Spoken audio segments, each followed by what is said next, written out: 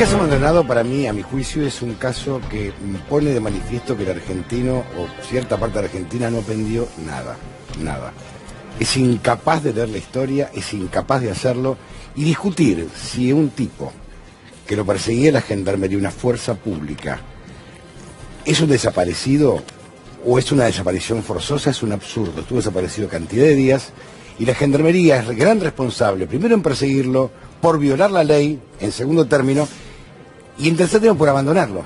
Porque si lo vieron que se estaba ahogando, debieron haberlo rescatado, y no lo hicieron. Hay cantidad de teléfonos que no se peritaron, hay presencias que son insólitas, la de Nochetti, por ejemplo. Hay un montón de temas que no cierran por ningún lado. Y un muerto, tras una represión furiosa, a tiros, con balas de plomo, y maten a estos indios. Adriana Meyer, Alirio Barz, ¿cómo están? ¿Qué tal? Buenas tardes. Yo creo que hay un sector de la clase media que todavía sigue discutiendo esto. Es algo que me parece un absurdo. En parte por eso decidí hacer esta nota de hoy, claro. Yo lo había denominado Maldonado para principiantes y entre comillas para malintencionados, porque no es casual, Antonio, que haya una parte de la sociedad que siga discutiendo esto, porque el aparato del Estado, la desaparición forzada se conforma por dos cuestiones: la desaparición de un cuerpo y todo lo que hace el Estado para encubrir. Y la verdad que en estos 12 meses lo que hemos visto es un despliegue inusitado, no inédito, porque el otro día recordábamos con Miriam Bregman que en el caso López sucedió lo mismo. Maquinaria del Estado, pero yo en lo personal como periodista nunca lo había vivido con tanta crudeza. Yo nunca me había tenido que despertar como una pesadilla viendo cuál era la nueva operación mediática, ni siquiera quiero nombrar a pseudo periodistas que las han llevado adelante como voceros del poder. Entonces, si todos los conocemos. Exacto. Entonces, es muy difícil eso porque eso se instala y hasta te diría más, instala la duda en los propios. Yo recuerdo que en septiembre, octubre, haber estado en una conferencia con gente que más o menos pensamos como nosotros, o lo que estamos hablando, y dicen, ¿qué pasa? ¿Los mapuches mintieron? Porque claro, los amedrentan. Entonces yo traté hoy de... Nos compararon con la FARC, con Pablo Escobar Gaviria, un disparate. Pero no solo los disparates, sino también las tergiversaciones. Es decir, a ver, si hubo alguien que contó algo y después cuenta la mitad, bueno, ¿por qué no averiguamos qué pasó en el medio? Esa persona tiene 5 causas abiertas en su contra, ¿entendés? O sea, tanto los mapuches que habían sido criminalizados previamente, cuya palabra fue no solo puesta en duda, fueron burlados en programas de televisión, jamás se entendió qué significa.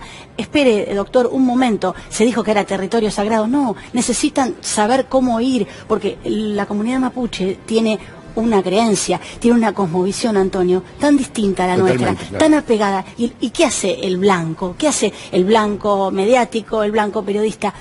Avasalla, igual que el juez. No puede esperar un segundo a que le digan, bueno, está bien, no me pise, este es mi territorio, pasemos por acá, vamos todos juntos. Jamás se impidió el paso de la justicia aduciendo, por ejemplo, ese argumento. Ahora estamos con Diego Barz, que es experto en informática, hace muchos años los conocemos. En telecomunicación. En telecomunicaciones, perdóname. Si se peritaba el teléfono de Nochetti, por ejemplo, ¿se hubiera podido llegar a saber las comunicaciones que tuvo él con la gendarmería y, digamos, entender por qué estaba ahí? Sí, por supuesto, como se hace en muchas causas penales. De todas maneras, esa es una de las últimas pericias, porque primero hay que determinar cuál fue la mecánica de la muerte. Todos sabemos que se ahogó o que lo ahogaron, porque los 55 peritos forenses indicaron de qué murió. Ahora, ¿cómo fue que llegó a morir de esa manera? No se sabe, pero hay datos fuertes que no son datos que admiten polémica de peritos forenses, los datos que quedaron registrados en las antenas de Movistar y que indican que el celular de Santiago atendió una llamada. Ya fue reconocido por Movistar, atendió una llamada al día siguiente, él llevaba su celular encima, no es que lo dejó, se lo prestó a los mapuches, él llevaba el celular, entonces le sacaron el celular o se lo llevaron a él con el celular. Y la última revelación que tenemos del perito Pruger, sobre la que Adriana informó muy pormenorizadamente, página 12, es justamente que el polen que él tenía en el pantalón, en menos de 30 días, se tiene que desprender. Y eso sin lugar a duda. Y está apoyado por 2 biólogas. Ahora otra cosa es decir, ¿qué quiere decir esto? Que no estuvo en el agua más de 70 días. No estuvo. Primero, tomaron contacto con el cuerpo de Santiago el mismo primero. Los gendarmes tomaron contacto, lo aprendieron. Hay 2 testigos de eso. Pero como no estuvo en el agua, no pudo haber estado en el agua todos esos días, creo que son 78 días, ¿no, Adriana? Que decían que había estado. La autopsia marca, ni siquiera marca precisión, pero marca 53, 78. Algo que no, es y además importante. no dicen cuándo murió. Ninguno de los 55 peritos dicen si murió el primero. Quiere decir que lo secuestraron. Pero hay lo secuestraron vivo o muerto del río. Vamos a intentar entender el tema del polen. Que esto es muy importante lo que está diciendo. Es muy importante. Y ahora vamos a lo que acaba de decir él. Porque el perito, ¿qué dice? El perito Pruger, ¿qué dice? Es así. Parece algo hablaba del pantalón de Santiago. Increíble lo que escribimos el jueves en página, lo que nos contó Pruger el martes, es difícil de explicar y de contar. El tema del polen está en la autopsia. No es que lo descubrió Pruger ahora. No. Lo que sucedió es lo siguiente.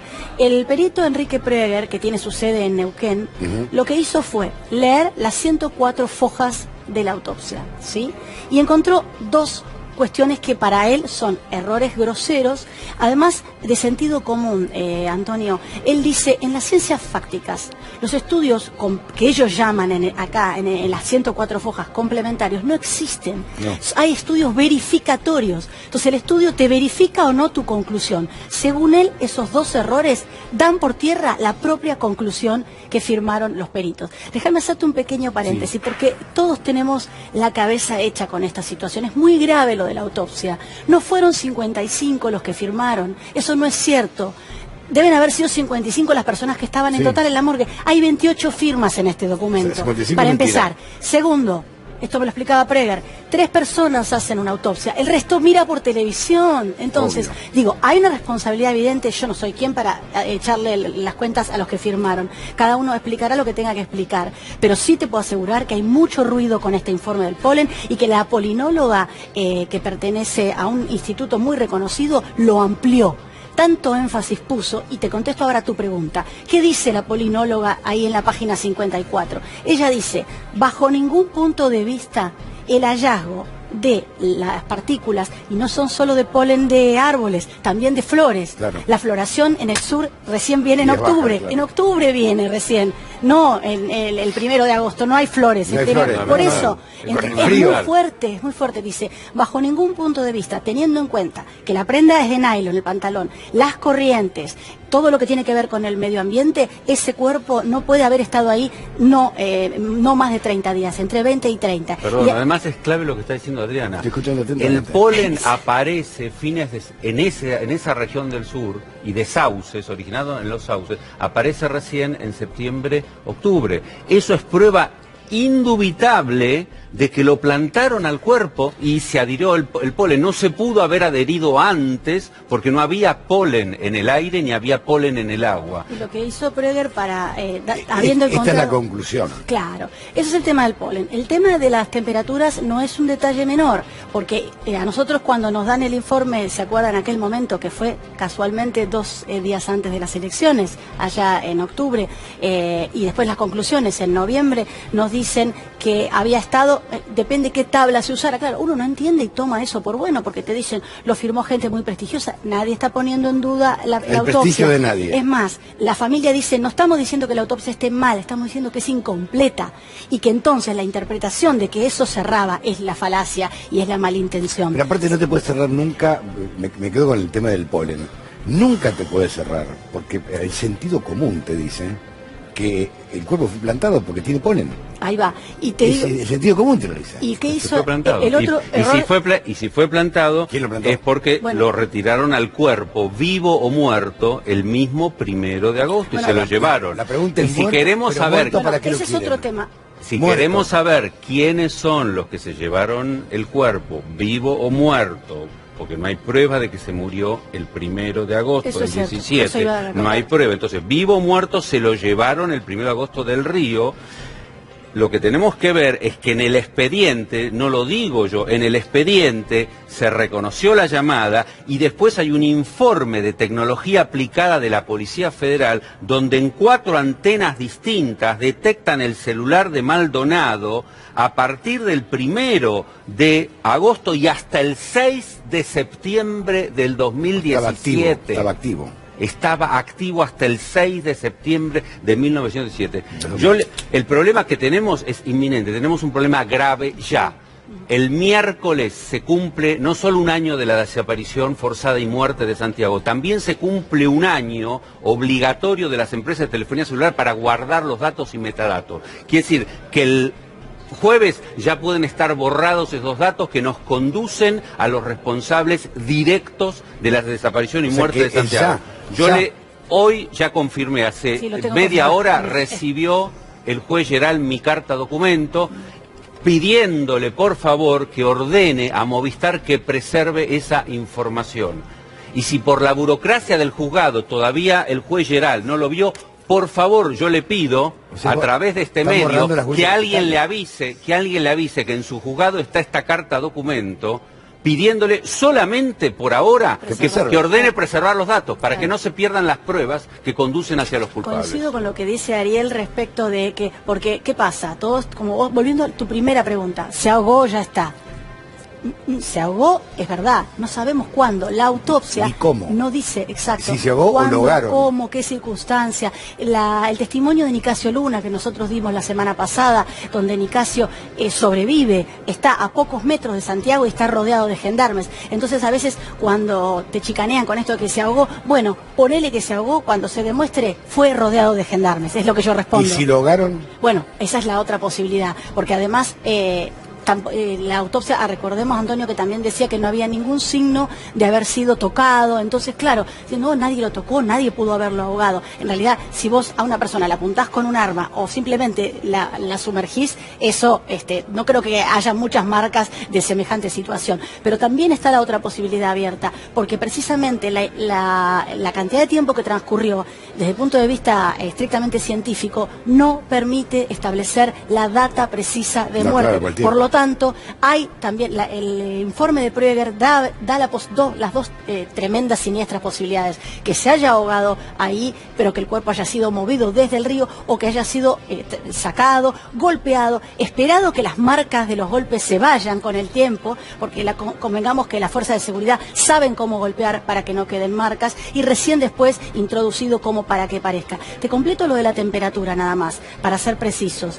Él lo que cuestiona de la autopsia dice, ok, se aplican unas tablas para establecer el grado de deterioro de un cuerpo en relación a la temperatura y a la permanencia en el agua del río. Las tablas que se utilizan, y me mandó la fotografía y la tengo en el celular, dice claramente que hay que aplicar la temperatura mínima para hacer ese informe. No aplicaron la temperatura mínima, aplicaron la promedio. Son 3 grados de diferencia que te cambian totalmente. Entonces, ¿cómo lo terminó? ¿Cómo hacer hielo o no hacer hielo? Fue a Cuyamen, Enrique Proeger, porque él tiene acceso, casi nadie, Antonio, tiene acceso a ese lugar. Él es el perito de la represión de enero de los mapuches. Colocó un trozo de carne, la cantidad de días, en las mismas condiciones, y lo que salió después era la mitad de ese trozo de carne. O sea, el cuerpo es... Están las fotografías, pero por respeto los televidentes no se muestran. Que los estamos aturdiendo con tanta información. Claro, yo quiero volver, claro, Antonio, a lo que vos dijiste al principio de esta entrevista.